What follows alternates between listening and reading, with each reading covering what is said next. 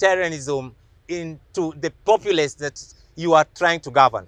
We are not going to allow this, and I urge us all to look as Christians, as real apologists of Christianity. In the book of Proverbs, chapter 29, verse 2, it goes on and says that when the righteous are in authority, the people really cherish and marvel. But when the evil ones are in authority, people groan. So Mr. William Ruto, we want to tell you that Kenyan populace have been growing ever since. We've been growing ever since you set foot on the house on the hill. We are going to take none of that this time round, because we know very well that the budget of Kenya is at a tune of 3.9 trillion. And now from this figure, when I try to use my acumenship of matrix, you are going to realize that 3.354 trillion is going to be captured from the direct taxation. What does it entail? It shows you that every Kenyan born today, born this hour, born this minute is going to pay a tune of 67,080 shillings. That is way beyond. Can't you think about it? Because if you divide 3.354 trillion by 50 million Kenyans, you're going to get 67,080. That is what is now shared on every Kenyan. It is not possible. And we really, really admonish you on the zens you have with these priests here. The church has also taken us for a ride. And this time we want to fix this country called Kenya. We want to fix the church, and we must fix William Samoei Ruto. It cannot go this direction because it reminds us of the dictatorial regime of the late Roman Empire under Ottoman, when him and the Persians were always trying every other means to inflict much more pain, aggravate the people, and put aganactosis on the people of the Greek. That is the same thing that is happening in this country today, but in this day and age, with this information on us, with the acumenship, the knowledge and the skills we have, we are not going to allow this. On this chapter, Kisumu region, we therefore announce as follows. That number one, we believe that we have got the epicenter to be able to manage and govern ourselves. We can take this country back to the dogs and start afresh, just the same way our ancestors fought the British colonial rule and ensured that we had a fresh start without any form of discrimination whatsoever. We're not going to allow this, and we urge all the youths across board to come to the streets tomorrow. It is going to be fire, and we believe that we are unbogable this time round because the people have their power and their say is greater than this of the little boys and small girls in parliament. 200 people or so cannot mean much than the several Kenyans who are suffering.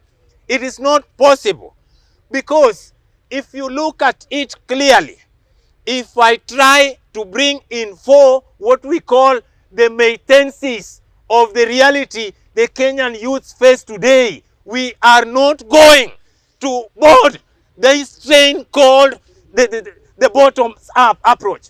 I'm sorry that we had to find our way through that trajectory, even though we know very well that a wheelbarrow is a sign of hardship. And indeed, it is hardship that Kenyan populace are facing right now. We are not going to be cowed anyways. We are going to shout at you anytime. You plus your cronies, you're just the same. A well cannot have two different types of waters, the bad and the good. You are all contaminated. We want to believe this time that in the history of this republic, the Kenyan youths must know that wisdom is on the streets. Tomorrow, we must ensure that we perambulate all these streets, we march and walk, we do all that we can tomorrow. It must be done the Kisumu style. We must urge all our people, all the youths across board, that it is the time that we amalgamate not on tribal issues, but on the general concept of Africanism, to perpetuate the African Osmanli to higher echelons. And that is what we really want right now, Mr. William Ruto. That is what we are going to do. This country started, yes, and the dream was foreseen by our forefathers. One man and 200 little girls and small boys in parliament cannot do that. What you are doing right now is just a means of racketeering. These are racketeers in the government. The only difference is that this one of William Samoei Ruto is enacted in law and they are doing it almost legally. And the rest are not working per se. We want to urge all of us, because we have a generational problem here as well. The Gen Zs and the Gen X, plus the other former generations, we are not at war with you. The Gen O, the Gen X, we are your brothers and sisters. We want to see your support. The O's and the rest, you are our parents who did so much, scavenged, canvassed, and brought money in a pool to ensure that we went to school. Right now, the elderly are dying of chronic illnesses related to stress and depression, just because your son and daughter, whom you really toiled so hard to take to school, is now but roaming around jobless. And so many people here are dishing out money and they expect us to succumb. We are not going to succumb to that. It is not going to be business as usual. It is fire that is burning, an inferno, a pandemonium that nobody cannot stop. An aganastosis that every other civilized youth in this country can see. We are not going to allow that anymore.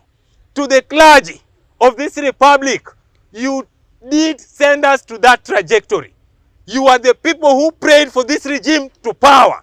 This time we are going to fix both the political class and the church. We are going to ensure that, because you have to know one thing, that we left church, but we never left our God. We are not going to allow this moving forward.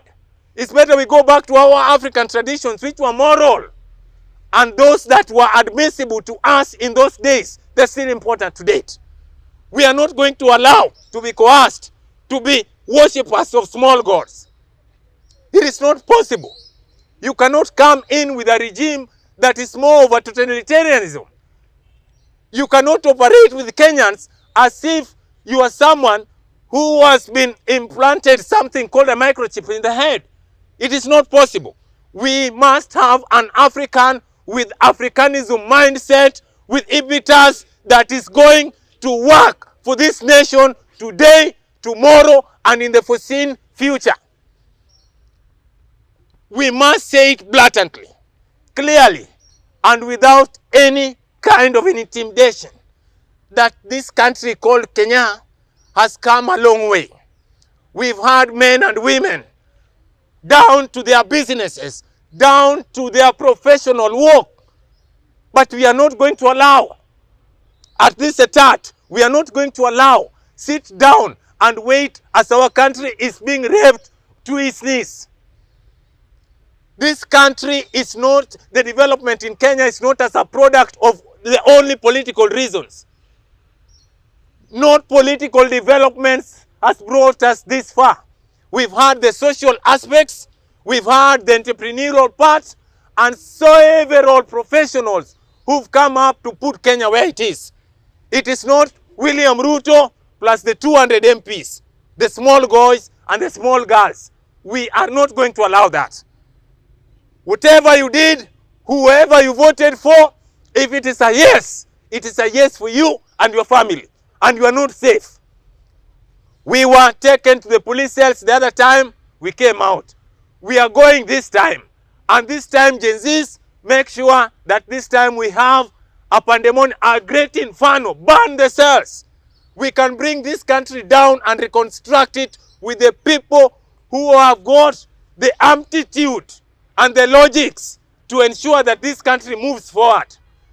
You are Noglaks. You are real Noglaks. The heroes of the olden days. That is what the youths of today are. The youths of Liberia did it. The youths across the north of Africa did it. We can do it better now because Luos are stronger and vibrant in this country today. Thank you.